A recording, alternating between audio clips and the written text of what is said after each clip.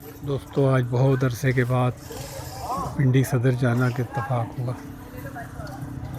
बहुत साल बाद। तो किताबों के पुराने स्टॉलों को सड़क के किनारे देखा और करीम के पुरानी दुकान में समोसे खाना